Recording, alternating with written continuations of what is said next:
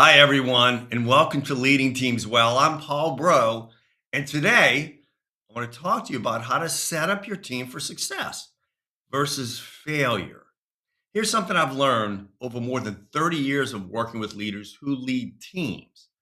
If leaders skip this step, at best, they'll end up doing it later anyway.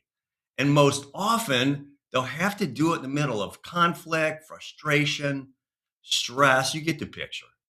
So, more often than not, leaders who skip this step never fully get their team through the storming stage. You've heard that before. That every single team needs to go through in order to move to healthy, high performance. If you haven't subscribed yet and you find this video helpful, go ahead and hit the subscription button and bell. That way, you get practical insights each time I share a new video on building the kind of team that gets the results you truly want. That is the focus of this channel. For more than 3 decades, I've had the privilege of helping hundreds of leaders set up their team for success. And I'd be honored to help you do the same.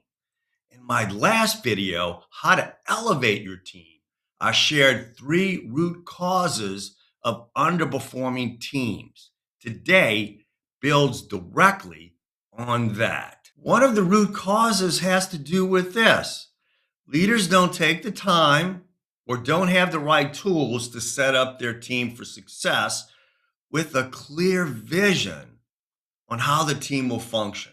Why is this so important? Because if leaders have not laid the right foundation, then when the storms come, and they always do, the team has nothing solid to stand on.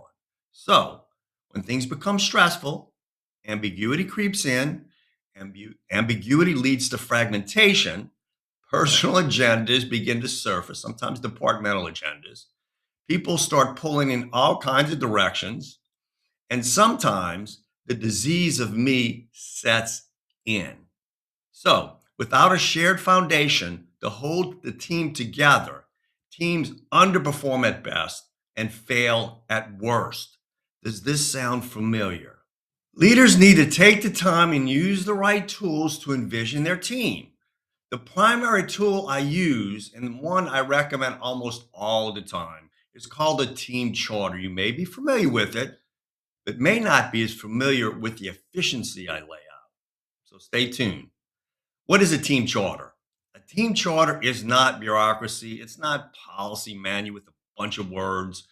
It's not busy work for sure. It's a simple, disciplined way to give your team future clarity by thinking through and documenting a few key elements on how the team will function. I often say something you've probably heard here: go slow so you can go fast later. At the end of the video, I'll offer a team charter template, example, and some tips that will guide you in creating your own team charter.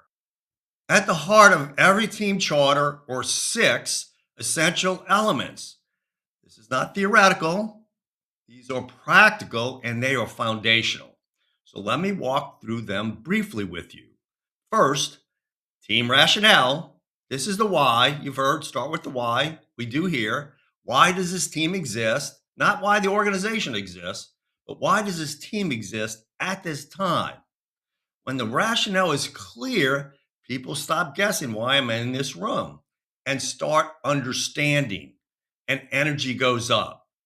Second, purpose, responsibilities, and deliverables. This is the what and the when. What is this team ultimately responsible for? What decisions need to be made here? What decisions do not belong here? What are the tangible deliverables? And when or they do? Clarity here prevents duplication, confusion, making false assumptions. Third, leadership tools. These are the shared tools that guide how the team works together. I recommend using a personality preference tool such as DISC, which I love. that will help a team understand their team's strengths and their weaknesses. Tools for communication, such as having effective critical conversations, are important. Tools for facilitation, of course. When teams share tools, they share language. And shared language with a common set of tools, get this, builds cohesion, builds competence faster than almost anything else. Fourth, operating guidelines. This is also how the team agrees to work together, but less complex than leadership tools, but really necessary. So, how are decisions going to be made? How do we structure our meetings? How do we work with conflict? Not avoid it, but work through it. Operating guidelines reduce unnecessary uncertainty and increase efficiency. Fifth, team roles and members. This is the who is on the team. Also, what role does each person play? Role clarity frees people to lead given the part they play from their strengths. And six, other team interdependencies. No team exists in isolation. This element clarifies how this team connects with other teams, committees, councils, meetings across the organization. It prevents overlap, it prevents confusion, and it honors the broader system. And finally, a team endorses the charter. That endorsement matters. It says we understand, we agree, and we are in. Let me give you a real life example very briefly. I recently worked with a senior leadership team in a healthcare organization, great leader, wonderful senior leaders. The team charter began with a simple truth. The CEO recognized that he could no longer lead this organization on his own. That wasn't weakness, that was leadership maturity. The charter clarified lots of things, but some of the key ones: what was the team responsible for? How decisions would be made? How they would meet? How often? How they would support the CEO and one another? That clarity reduced uncertainty, increased trust, and allowed the team to move faster together. So here's the important part. Most team charters fail not because the idea is flawed, but because leaders don't do it and do it well. Or they treat it like a document I just give to my team, rather than a document I give to my team and we have a leadership conversation around it. That conversation is so important to increase understanding and team enrollment. So, here are 3 ways to set up your team for success versus failure.